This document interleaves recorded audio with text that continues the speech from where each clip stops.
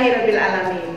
Jumpa lagi di channel Runi Education, channel pendidikan dan kegiatan pembelajaran. Sahabat, kali ini kita akan belajar tema 1, subtema 3, pembelajaran 6. Namun sebelum mengawalinya, marilah kita berdoa terlebih dahulu. Sahabat, jangan lupa ya, selalu cuci tangan dengan sabun dan air mengalir, baik sebelum maupun sesudah melakukan kegiatan.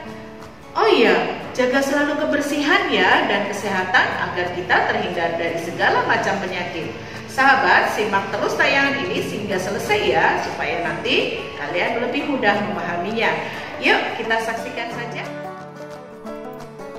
Tujuan pembelajaran kita kali ini adalah setelah kalian melihat tayangan video ini, kalian dapat menganalisis dan menyajikan hasil analisis pelaksanaan nilai-nilai Pancasila dalam kehidupan sehari-hari. Kedua, kalian dapat menyimpulkan informasi dan menyajikan kesimpulan secara lisan dan tulis dari teks laporan hasil pengamatan atau wawancara yang diperkuat oleh bukti. Sahabat, bermain bersama teman sangat menyenangkan. Kamu dapat menerapkan nilai-nilai Pancasila ketika bermain. Nilai-nilai mana sajakah yang sudah kamu terapkan? Tumbuhan di Indonesia banyak dimanfaatkan sebagai pewarna. Kunyit digunakan sebagai bahan pewarna apabila kita membutuhkan warna kuning. Tanaman bit menghasilkan warna merah. Sedangkan warna hijau dapat diperoleh dari sawi dan pandan. Tahukah kalian bahwa selain menghasilkan warna hijau, pandan juga memiliki aroma yang wangi loh? Ayo kita baca teks berikut ini. Daun pandan yang wangi. Daun pandan adalah tumbuhan semak. Daun ini banyak tumbuh di negara-negara Asia Tenggara. Di Indonesia, tanaman pandan disebut dengan nama pandan wangi atau pandan rampe. Penduduk Thailand menyebutnya dengan nama Bai Tui. Di Vietnam, daun pandan dikenal sebagai La Dua. Helai daun pandan berbentuk pita, tipis, licin, dan berujung runcing. Ukuran panjang daun adalah 40-80 cm dengan lebar 3 hingga 5 cm. Daun pandan berwarna hijau. Masyarakat memanfaatkan pandan sebagai rempah-rempah dan sebagai bahan baku pembuatan minyak wangi. Daunnya harum apabila dilemas atau diiris-iris. Tanaman ini sering digunakan sebagai bahan penyedap wangi dan pemberi warna hijau pada masakan. Nah, sahabat, apakah kesimpulan dari informasi teks yang telah kita baca ini?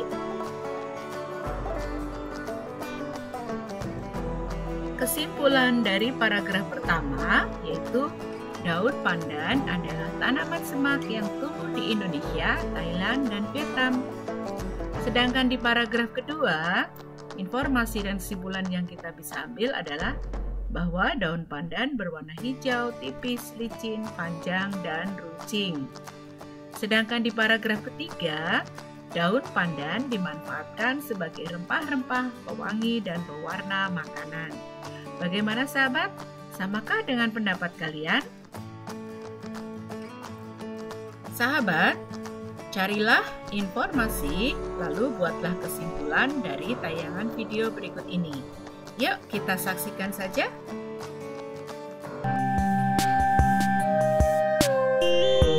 Tumbuhan ini disebut dengan nama mangsian karena ketika sudah matang, buahnya berwarna kehitam-hitaman dan cairannya mirip dengan cairan tinta.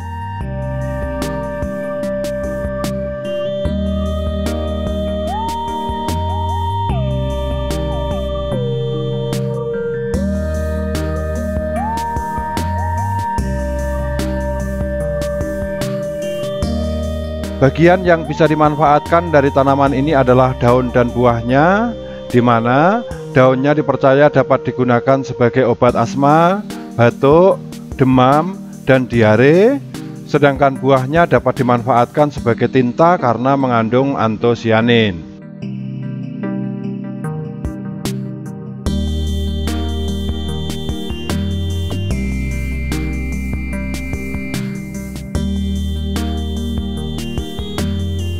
Kelebihan dari buah mangsi adalah umur panen singkat, mudah dibudidaya di wilayah tropis seperti Indonesia, dapat berproduksi sepanjang tahun, harga relatif murah, dan bahkan belum dimanfaatkan secara nyata.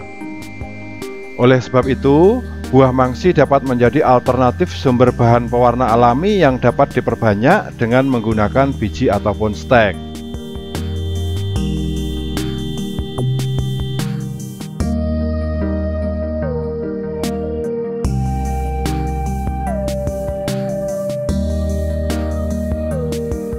Oke, demikian yang dapat saya sampaikan terkait dengan buah mangsian atau dawat yang dapat digunakan sebagai alternatif bahan tinta dan pewarna alami.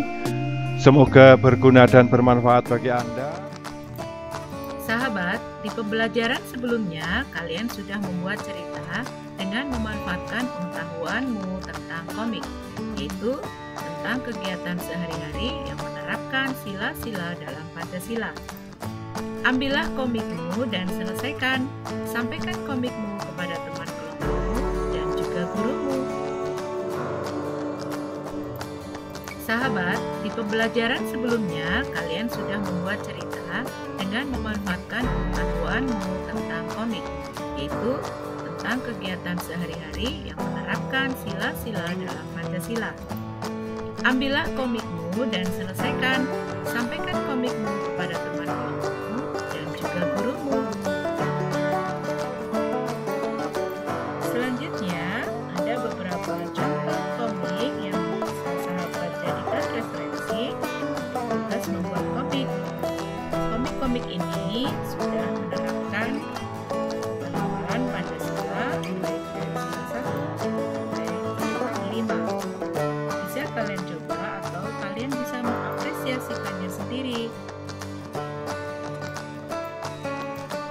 Sahabat, ayo kita renungkan apa yang telah kamu pelajari hari ini, bagaimana manfaatnya dalam kehidupan sehari-hari, bagaimana pula cara kalian bersyukur kepada Tuhan Yang Maha Esa yang telah menciptakan beragam jenis hewan dan tumbuhan, kerja sama dengan orang tua.